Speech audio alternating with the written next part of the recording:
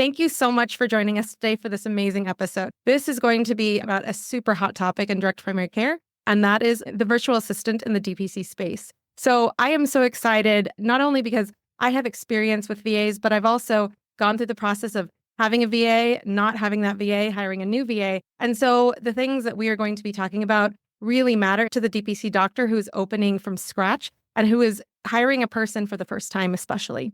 So when it comes to healthcare and medical virtual assistants in particular, there are so many companies out there. However, how do you know which one to choose from? How do you know which one will help you find the VA who's right for your practice? I am so excited to introduce you to Justin Lam of Cool Blue VA and his sister, Dr. Carrie Lam, who has been thriving because of the Cool Blue VA virtual assistants in her practice. They will be talking all about Cool Blue VA and introducing you to the many aspects of using a virtual assistant in your practice. Thank you guys so much for joining us today. It's great to be here. So I had the awesome pleasure of meeting both of them at the California Academy of Family Practice meeting last summer. And what I really love is that not only are you guys really involved in the quality of virtual assistants that you're bringing to the workforce, but also personalizing the virtual assistant experience with the doctor and the clinic that they are running. So Justin, can you start us off with how did Cool Blue VA even get started? And how are you continuing to build this amazing path forward to personalize the VA and physician experience together? Yeah, absolutely, doctor. Once again, thank you for having us on here. Really excited about this. So Kubu VA really started from our own clinic, actually. So Dr. Carrie, my sister, and my brother, Dr. Jeremy Lam, actually opened up a clinic, I think it was about 4 years ago now, right when the pandemic actually started. And at that time, Dr. Carrie was also a new mom. So she had a baby girl right around the same time as well. And opening up a new clinic, a new business, and being a new mom, there's a lot to juggle as far as that goes, right? So she was really having a little bit of a difficult time. She was staying late at work. She was taking her notes at home to chart, and she was struggling to balance the work and her life at home, being a new mom, taking care of her daughter. And so it was kind of burning her out. And she was kind of struggling a little bit, and it was breaking my heart as her brother to see that going on. So we know we needed to find a solution to help her out. And it's a good thing we found these virtual assistants. They're based in the Philippines, and they're highly qualified medical professionals that are able to just help you with anything in your practice that you need, short of touching a patient, really. So with that, which will basically bring down her workload, assign a lot of things out. And so she's able to go home now at 5 p.m., spend time with her kids, have a healthy balance, live a great life, and have a profitable clinic as well. So that's where everything kind of stemmed from there. And so it helped her out so much that we decided to open up Cool Blue VA really to help other doctors out as well, because there's such a need to get doctors really the help that they need to increase their efficiencies so that they can run a successful clinic as well and have a healthy balance in work and life.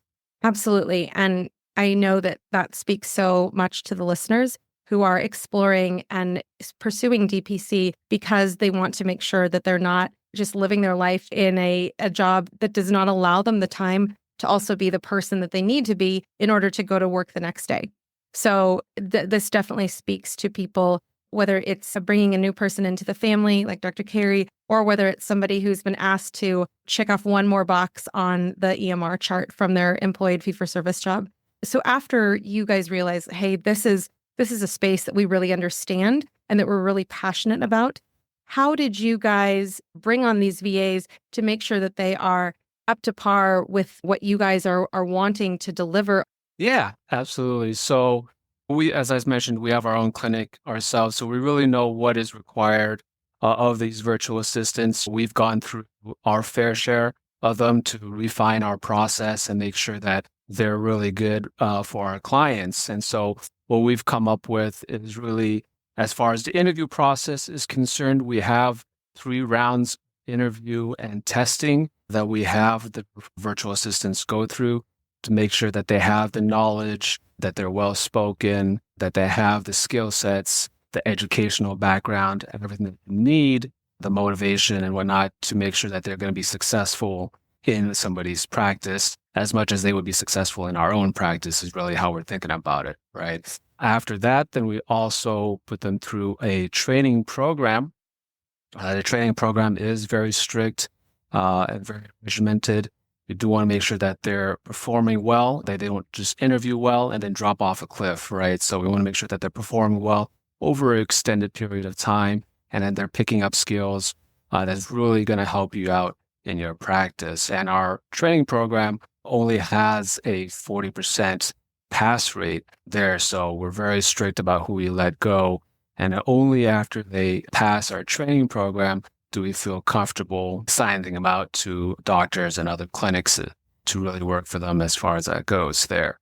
Once they are assigned out to a clinic, we also make sure we keep a very close eye on them.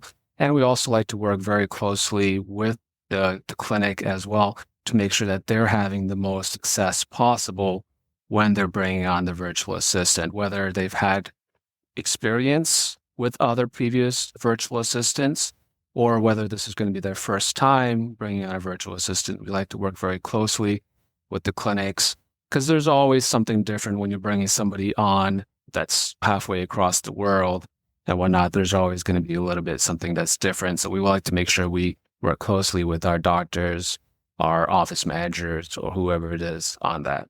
Amazing. Once a VA is paired with a client and you're supporting both sides, the physician and the practice, as well as the VA, how do you facilitate the integration of the two and making sure that the VA is working with the needs of the clinic and the clinic is also working with the needs of the VA? Yeah, so right now, what we found to be really effective, and what I don't think many other virtual assistant companies actually do, is that we offer a 2-week free trial so that you can actually work with the virtual assistant for 2 weeks, 40 hours a week, really get your hands dirty, get involved with them. And we're checking in also at the same time we check in with the clients every day during that 2-week process. And we check in with the virtual assistant every day during that 2-week process. If there's any hiccups or any speed bumps, we'll get together and we'll try and iron it out for you guys. We'll provide solutions because we've gone through this with many other clinics, with many other virtual assistants, right? So we are eager to pass that knowledge on to you guys to make sure that you guys have success. If you guys are trying to implement something new with your existing virtual assistants, we're still happy to help that out. Really, we just want all our clinics to succeed and do their best. So we try and stay pretty active with them and provide solutions to onboarding or solutions to any new projects or tasks that they may be bringing on. We're very happy to discuss. And if we don't have the answer, we'll let you know, but we're going to try and find an answer. We'll go talk to another client, say, hey, maybe, they're trying to do this. Do you have any ideas about that or something? And we'll try and do some research for you at least. And again, speaking from experience, I think that that is such a valuable thing that you guys are offering. Because I remember when I was hiring my first virtual assistant, did I have the perfect job description? No. Did I have the frustration of, oh, shucks, like I need this done? Oh, it was never explained to or expected of the VA from the beginning. And so I think that this is really, really helpful in terms of people who are wanting to deliver that high quality of care, to also have assistance for those people who might not have hired before, whether that be a virtual assistant or in-office person, to have help with how to hire somebody. And so that is definitely something that you're right in terms of having this ability to have basically a working interview is really, really unique as well. Now, in terms of the people who are within only this 40% pass rate, can you share with us who are the people in terms of their degrees that they're bringing to the table as medical virtual assistants through Cold Blue VA? Yeah, so we actually are very specialized in who we get, and it really depends on what you are looking for. If you're looking for more medical assistance, then we'll find nurses, physical therapists, pharmacists, lab techs. They all have medical professional degrees, and they'll all have clinical or hospital experience working in the Philippines. So they really have a wealth of medical knowledge that's really going to benefit you and give you a lot of medical assistance. If you need more help with insurance or let's say customer service, then we'll find people who have backgrounds in that area. So for customer service, we'll find people who have worked and taken calls from Americans. That's what they've been doing for 3, 4 years. So they sound really good on the phone. They sound really professional. They're super empathetic, and they're really going to try and put their best foot forward to really help the patient out and help your practice out. Wonderful. And so needed these days when no matter where you are, rural or urban, it's really hard to find quality workers today. And to really find somebody who is able to carry the culture of your clinic and be your representative when you're in the room with a patient or whatnot is awesome. So let me ask you here, if a doctor's out there and they're wanting to hire a virtual assistant through Coolblue VA, can you share with us the pricing and how the hiring works? Yeah, absolutely. The pricing is very straightforward. It's just $9.95 an hour. And there is a 32-hour minimum in a work week for that rate. If you want to go part-time, we can provide part-time as well. And that rate is a little bit higher. It's $12 an hour. So between 20 hours and 31 hours, then it's $12 an hour. Once you hit 32 hours and up, it's $9.95 an hour. And we bill every week. So the virtual assistant will submit their hours to you every Friday for their shift that they work that week. And then we would just charge your credit card on file come Monday. And if you want to get started with the 2-week free trial, all you have to go to is coolblueva.com. That's COOLBLUE, V as in Victor, A as in Alpha.com/2 weeks.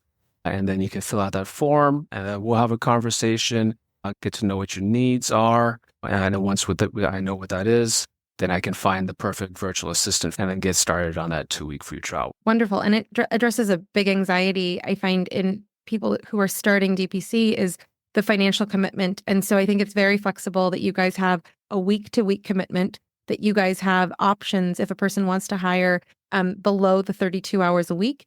And also in terms of having a medical virtual assistant for $9.95 at 32 hours a week. I mean, that is a lot of work for an affordable rate. And so I think it's really, really important for people to know that there is a way to bring a VA that is also flexible, that you're not locked into a year-long contract or whatnot. And what happens if after a 2-week period, a doctor's like, I think you're good, but I think we're looking for a different VA for our position. How do you guys address that? Yeah, absolutely. The beauty of it is that it is week to week. So if at any point in time you're not satisfied, you come to me and say, hey, Justin, I don't think my virtual assistant is really grasping what I'm trying to teach them to do, or they're just not gelling or something like that. Not to worry. Just let us know what the problem is. We'll either talk to the virtual assistant, try and come up with a solution, or if we can't come to a solution, then we'll find a virtual assistant that's going to be a better fit for what you're looking for, so you can really maximize the efficiency in your practice. And then what about, because life happens, I mean, we had this pandemic that nobody expected and we got through it. But in terms of when things happen, maternity leave, paternity leave are really common things that happen in life period. What do you guys do if the virtual assistant who is already paired and perfectly fitting with a clinic needs to have time off or leave of any sort? Yeah. So, yeah, we understand life happens. Things are going to come around. People get pregnant. And so we obviously want to make sure that, well, number one, the virtual assistant is taken care of, they feel secure in their position, but also, very importantly, that our clients, the doctors, the clinic also does not have any gap and is not struggling to fill that position or anything. So typically what we'll do is we will actually have a substitute virtual assistant start training with your current virtual assistant, usually about 2 to 3 weeks before they're scheduled to go on leave. And they'll be trained up and they'll know all the tasks and have the knowledge that your current virtual assistant does.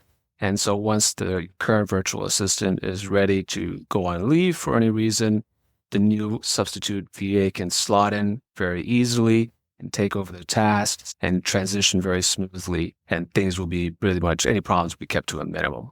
And now another question in regards to virtual assistant needs. If somebody is wanting somebody who is medically trained, but also does social media marketing, et cetera, and they're leaning more towards we need to grow the clinic rather than have somebody really focus in on clinical needs, do you have ways to address those needs from clinicians as well? Yeah, absolutely. Absolutely. We can. We can find virtual assistants to fit any needs, really. So if they need help with social media, posting on Instagram, posting on Facebook, we can find people that are really experts in that area. We also train in our program, we also train them on how to use ChatGPT now. So they are AI savvy, so they can create content for you, can create descriptions for you, copy for you. So they can really help you out. If there's anything that they're not sure about, they'll be open to tell you about it. But because most of the virtual assistants, they have a medical degree, they're actually very intelligent people, right? So they usually can pick up on stuff and new tasks very quickly. But even if it's something very specific, like if you wanted a bookkeeper or something, we can find those virtual assistants for you as well. Wonderful. Thank you so much, Justin, for that really amazing introduction to the services that you guys are bringing at Cold Blue VA. Now, Dr. Carrie, I want to turn the mic over to you because we know, especially those of us in DPC or who are exploring DPC, we know the difference between physician autonomy over your own life, your own practice, and what it is like to not have that. So can you start us off with what was your life like before you were able to have the virtual assistants through Cool Blue VA? Yes, definitely. In the beginning, when I first opened my practice, it was a lot of tele that I started with because it was just at the beginning of the pandemic.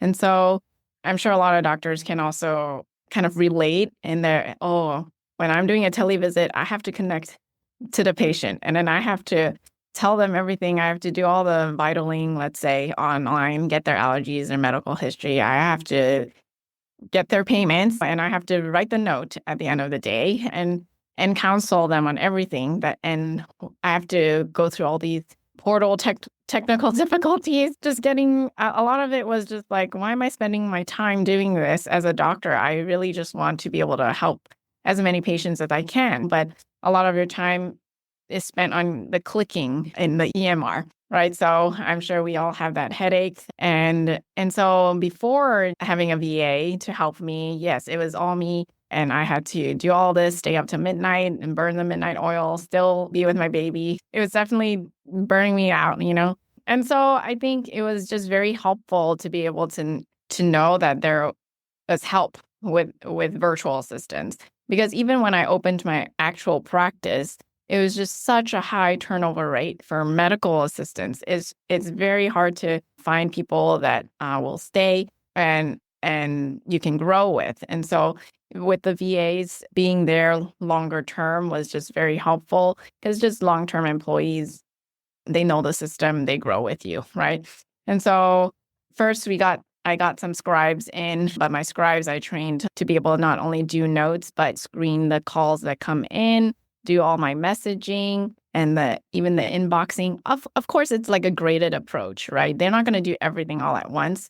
Once you kind of get them trained on your system, first probably will be doing the notes. So when they can even connect on a tele call ahead of time. And so they do all the connecting. They call the patients to connect them. And if they don't answer, they message them, right? So I actually have 2 scribes per provider usually. So when one person is doing the notes, the other person is getting the next patient ready for a tele visit. And so when they're getting the patient ready, they actually collect copay. They also make sure that all their medications are updated, all their supplements are updated. They get their chief complaint. I even sometimes train them to actually get HPI portion to get started if the patient's waiting for me. And then during my visit, they go through and are now able to put in all my favorited assessments and then the treatment plan also. And the treatment plan sometimes is pretty complicated in what I do because I do a lot of supplementation and natural and nutritional counseling. But they can write all those notes. They can order labs for me and they can actually put in the medications. I still sign off and make sure I send it myself, making sure that everything looks good. But they do all that prep work. And then after the visit, they they stay on the line. They actually counsel the patient even more. Okay, I'm uploading this to your portal, so you want to go in and find that. And then any additional charges that they may have, they are able to do that. So it's just a huge help, like having a scribe to be able to do that. And those are tele appointments. And then for even my in-person appointments, they're doing the same exact thing. I do have medical assistants in clinic to be able to do the charging and the rescheduling, but on the back end, the scribes will be able to do a lot of it. So it's definitely made my life much better being able to go home and do less of the admin that comes with a lot of note taking and medicine nowadays. Totally. And I know that there are listeners out there who are like, oh, I need that. I need that. And one of the things also that I love that you really focused on is a VA that will grow with you, right? Mhm. And so can you share with the audience, what is your practice like? Because it's very different than when you opened in 2020. Yes. Well, now, we're at Lam Clinic. We're in Orange County. We have 2 MDs, so it's actually me and my other brother, Dr. Jeremy Lam. We opened a family medicine, integrative medicine practice, and we have actually hired now 3 NPs and 2 PAs. So we're definitely growing in the past 4 years to be able to help service the people here naturally and also conventionally. And so with that amount of growth in providers comes the growth in the VAs also. So we now have over 30 VAs, all right, with different departments. So like I said, 2 per provider. So we have around 8 to 10 scribes. We have 6 for customer service, just answering phone calls. And then we have another 6 for insurance team, and then 6 for back office. So it really adds up because there's just so much that we can utilize them for, and they're so helpful. For our customer service, right, like they've just been a game changer. Everyone has had that experience of calling the doctor and just keeps ringing and ringing and ringing and no one answers, right? And so I kind of didn't want that for our practice. So right now our answer rate isn't like 95% answer rate.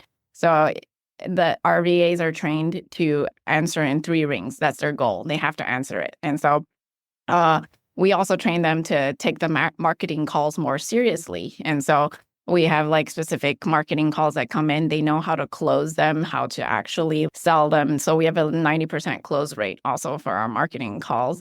And so they've really helped reduce a lot of the call load on me because I train them also to answer the calls in a correct way, right? A lot of times you can have, they can answer the phone call, but you're like, that's not enough information. I need a little more, So when you work with these VAs, you train them, say, hey, if they're asking for a med refill, make sure you get the pharmacy, make sure you get the dosing, the dispense, when was the last appointment, when's their next follow-up appointment. Those are just things that just takes training, but they can definitely do. And so then that will actually cut down so much back and forth with the patient, right? And then also on the doctor time. And so even with our VAs, we have different tiers, right? So we have the tier that answers the phone calls, and then we have another tier above that of someone who's more well-trained that can actually answer problem calls first. And then it comes to me. So it's different levels of training so that they would be able to, by the time it comes to me, I used to get like 20 problem calls, 100 actual phone calls a day, but 20 problem calls that I had to answer. But now with this tiered system, I maybe get 2 to 3 per half day. So it's much more handleable of a system, I would say, for our customer service calls. And I'm sitting here thinking the amount of time that I spend on a phone call always is more than the amount of time that I would spend in a virtual message or with just streamlined workflows like you're talking about in terms of like this tiered system to be able to get the answer to the patients when it's not an acute thing that I have to address with my medical training. So I really think that's important for people to hear. Now, when it comes to the tiers of how you are structuring the call system, do you also structure your VA experience at your clinic such that there are the VAs who have been there longer helping the younger VAs basically get onboarded with the culture and workflow in addition to Cool Blue VAs optimizing of that integration?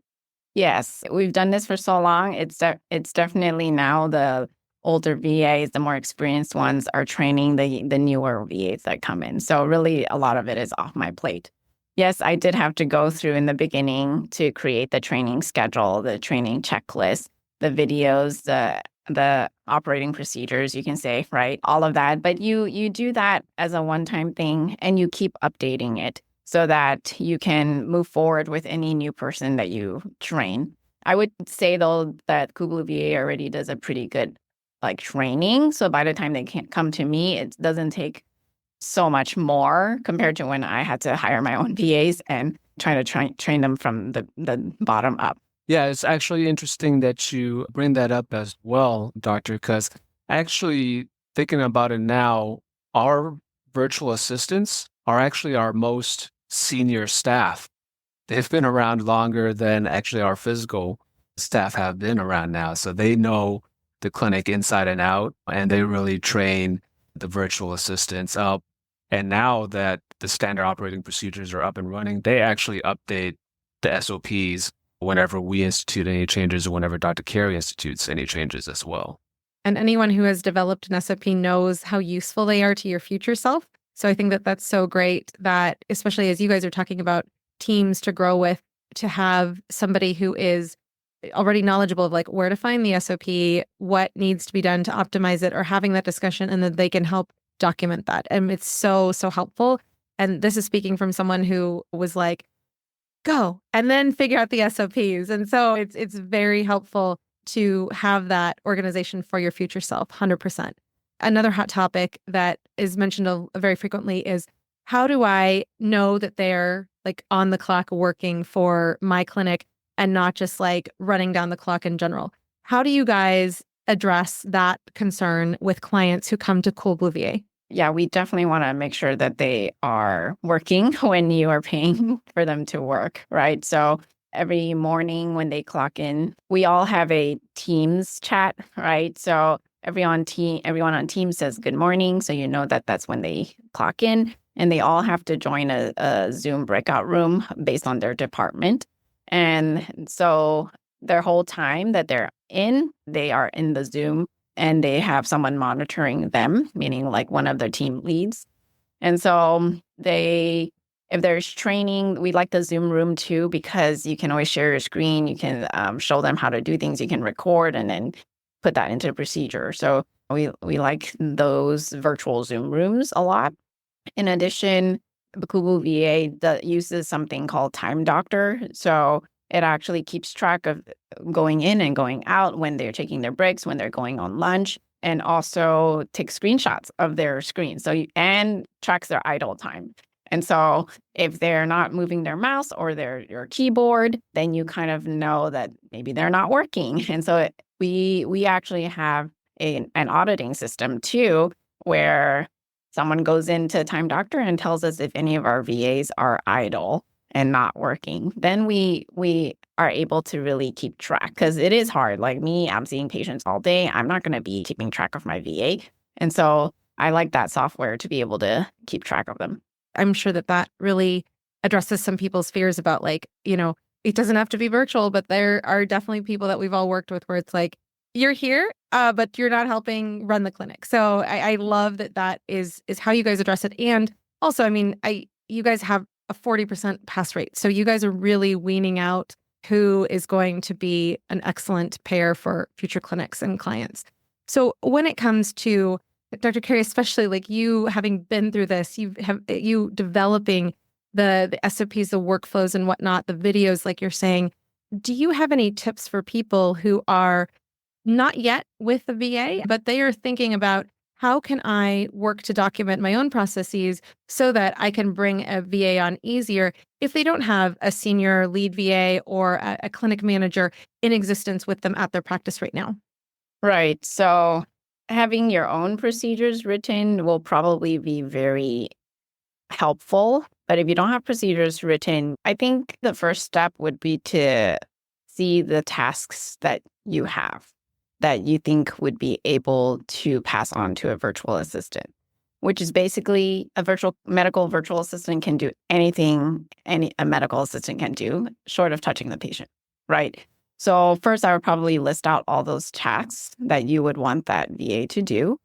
Then when you are training the VA on that specific task, I would record your training and put it into a folder. We use Google Drive for all these videos so that they can always refer back to that Google Drive link.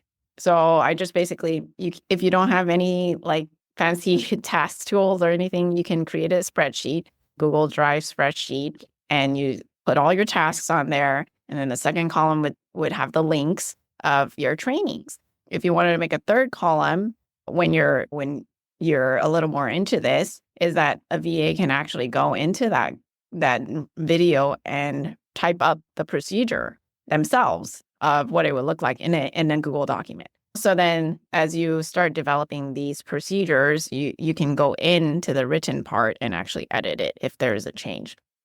So you do this once so that the VAs can have it for a lifetime, right? Or any additional person that you train can have it for a long time. So it will ultimately, it might be a lot of time in the beginning, but it will really save you a lot of time later on because from my experience, you get one VA, you're going to want to get another one. You want to get another one. So it's so helpful that you don't want to spend time doing all this training. So if you can do that with the first one, it will probably be very beneficial for you. So that kind of system, right? And then we create different tabs for different people and that this training checklist will get duplicated for the next person. Okay, then you have them sign off. Another column will say, okay, date trained. And then another column will say tested and then passed. So for all our VAs, we not only train them, we make sure that they can do it themselves, and then we pass them if we test them, basically. And so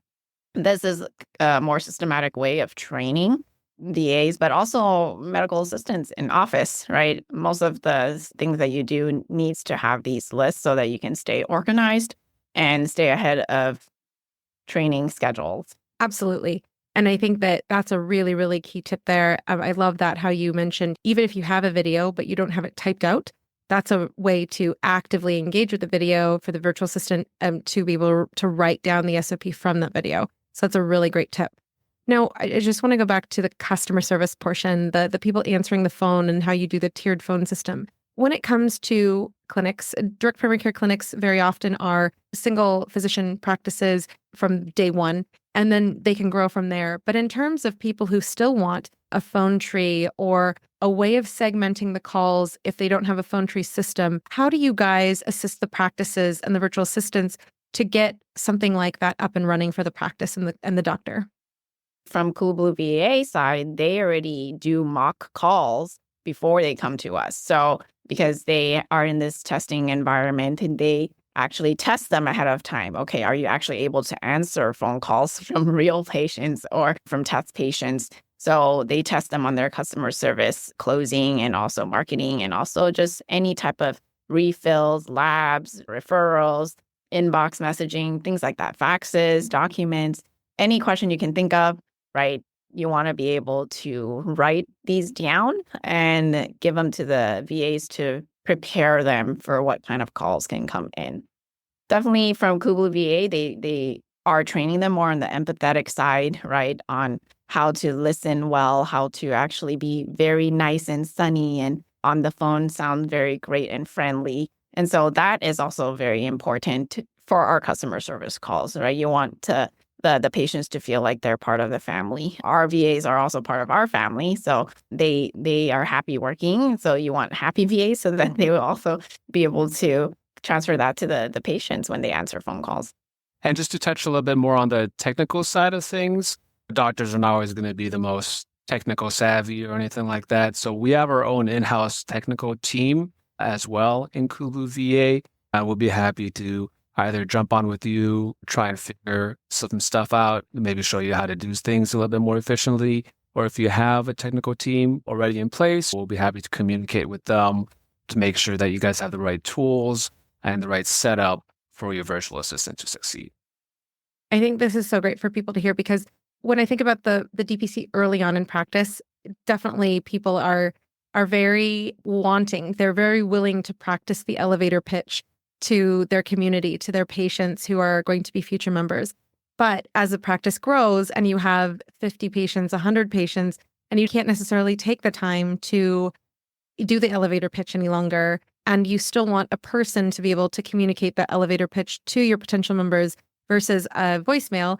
And again, that's definitely a physician preference. But if that's your preference, this is definitely a way to bridge that ability to have that person there, but also the ability to be focusing on your patients. And like you said, Dr. Carrie, focusing on the medical, what you went to medical school to do aspect of your practice. So with that, a question for both of you in terms of, and again, I love this 2-week working interview with the VA, but in regards to what happens after that 2 weeks, how do you guys continue to support the VA and the practice beyond those 2 weeks to make sure that this is continuously a good fit for both the VA and the practice? Yeah, so in regards to making sure that it's going to be an ongoing, successful relationship, we check in with the VAs on a weekly basis to make sure that they're doing well, everything at their home is doing good, they're happy at work, they're not having any problems. And we also like to check in with our clients as well. So we touch base with you guys on a weekly basis. Some of our clients say we touch base with you guys too often. They want us to stop bothering them as much. But we like to make sure that everybody is happy, everybody is getting their tasks done, and the jobs are getting completed. So we do make sure about that. And also, we continuously offer training as well. So if there's any changes that we feel are, in the practice that come up, things are happening differently, we offer continuous training for our virtual assistants. It'll be after hours, so it's not going to affect your working hours or anything like that. And then we also make sure we have annual continuing certification for HIPAA for our virtual assistants as well. So you continue to feel safe and secure in utilizing them. And in our clinic, just like any other employee, we tend to do our reviews every 1 month, every 3 months, every 6 months, and 12 months. We want to keep track of them, make sure that they're filling out their self-evaluation form and they're making new goals for them. They're just really, they want to learn. They are very hard workers. They're very appreciative. They will do anything you ask them to. And so we want to kind of continue to push them to grow and to learn and to also educate them so that they can be part of our work family. And so I think that the constant evaluations will keep us on track. I just really love your guys' overall approach because even Dr. Carrie, as you're talking about that they're part of your work family, we definitely feel that, with our virtual assistant. I love when you are like, you say a name and like there could be 4 people with that name in your practice, but they know exactly who you're talking about. And I also love the idea that you're focusing on meaningful work for them also with the goals and having them do self-evaluations.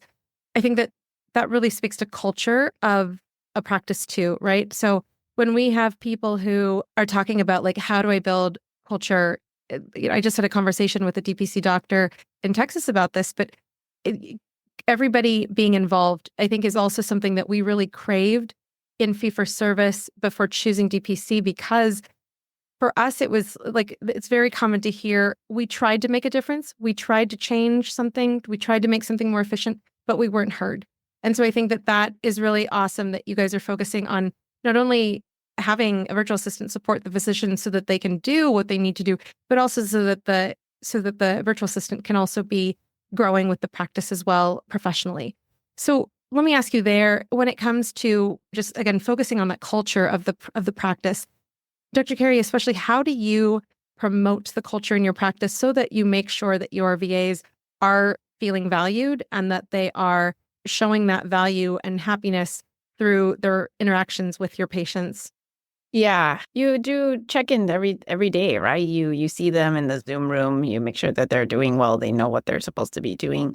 A lot of it is also incorporating them with your medical assistants, making sure everyone is on the same page. Communication is huge, right? There's so much miscommunication that can happen, but that's why you do the double check, you do the triple check, you have everybody on Teams. I think being very open and having better follow-up is very important for dealing with your VAs. And so I like to just also say that we challenge our VAs, right? I think Coach Justin said they are smart because they are healthcare workers. And so I've even trained my scribes, okay, well, you need to come up to me with your recommendation. Don't just say, I have a problem. What do I do? I want you to be able to say, okay, this is what I think I want to say. And so that kind of challenges them too, to improve themselves and to be able to communicate better, right? Here in America, we talk about SBAR, right? The form of communication. We train that in RVAs also to be able to do that, to teach back, to communicate back to us what we want. And so even when I'm doing my scribing with my scribes, they have to, I get feedback right away because on the Teams chat, they are saying exactly what I said. And so I think that kind of communication has to be very open and very clear, creating tasks lists for every person individually so that they know what they are supposed to do and by when with due dates. Those are also very important, right? For the VAs, it is very good to be organized to say, okay, these are all your daily tasks that you have to do. And then if you have something that you're adding on, then you put a due date on that also. And you train them to also be able to come back if they have questions and train them to also be able to come back if they're not able to finish things on time. That's where the culture of responsibility as an employee also, we want, if their attendance is not very good, we talk to them. Hey, what's going on here? We want to make sure that you keep your work very serious. This is a professional environment. So to have these long-term relationships with our VAs, we're very, very open. They're really just like any other employee. You care for them and they will care back for you. So they definitely, they give their all, and I'm very grateful. Amazing. So for the listeners who are wanting to go to the next step and wanting to partner with Coolblue VA to bring a virtual assistant to their practice, how do people go to the next step and get in touch with Coolblue VA? So once again, our website is coolblueva.com. That's COOLBLUE Victor Alpha.com. And you can do /2 weeks, WEEKS, and that'll let you sign up for our 2-week free trial here. And we'll also are going to be exhibiting at the DPC Summit in Dallas, and that's going to be from June 20 to 23rd. So if you guys are curious, you guys want to learn more, definitely come find our booths there. We'd be happy to talk to you more, learn about what your clinic needs, and help provide you with solutions. Dr. Carrie, do you have any additional words you'd like to share with the audience? Yeah. So as a doctor, I can relate to a lot of you guys. We didn't come out to do business. We didn't come out to manage people. We went to med school to be able to help patients, but that knowledge a lot of times is not there, right? To come out and be able to handle all this admin. But I can say that Coolblue VA has really, really helped me. And it stands out because really they help the clinic set up. They help their VAs. Everybody is set up for success in that they want you to succeed. They want the VA to succeed. They're able to provide so much of these tools that you don't know about or that you don't yet know about to be able to not only help your current practice expand, but also to be able to do what you love as being a DPC doctor, right? To be able to focus on yourself and your patients so that all these other things can be handled in the background. So no more burning midnight oil. Definitely get that 2-week free trial. You will not regret it. Like I said, I went from just me and one VA now to 30. And so it is kind of like an addiction. You just keep hiring more, because they really can just help so much, from even ordering my food for lunch to helping me with social media now and creating my content and newsletter pages and website and IT and scribing and back office, uploading, anything that you really can think of. They're there to really just help you be a better doctor. And so, yeah, get your free 2-week trial with your personal VA. Thank you both so much for sharing about Cool Blue VA. And again, coolblueva.com/2 weeks. And that will get you your 2 free weeks, 80 hours of a virtual assistant in a live interview, basically, for your practice to ensure your practice has a great fit of a VA and someone who will grow with you. So again, thank you guys so much. Thank you. Thank you, Marielle. Thank you for joining us for another episode of My DPC Story, highlighting the physician experience in the world of direct primary care. I hope you found today's conversation insightful and inspiring. If you want to dive deeper into the direct primary care movement, consider joining our My DPC Story Patreon community. Here, you'll have access to exclusive content, including more interview topics and much more. Don't forget to subscribe to My DPC Story on your podcast feed and follow us on social media as well. If you're able, I'd greatly appreciate if you could leave us a review. It helps others to find the podcast. Until next time, stay informed, stay healthy, and keep advocating for DPC. Read more about DPC news on the daily at dpcnews.com. Until next week, this is Marielle Concepcion.